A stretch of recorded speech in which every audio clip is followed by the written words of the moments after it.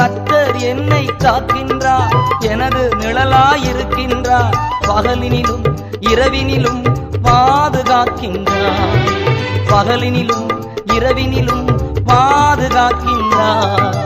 உதவி வரும் கண்மலை நோக்கி பார்க்கின்றேன், வானமும் வையமும் படைத்தவரை நான் பார்க்கின்றேன்.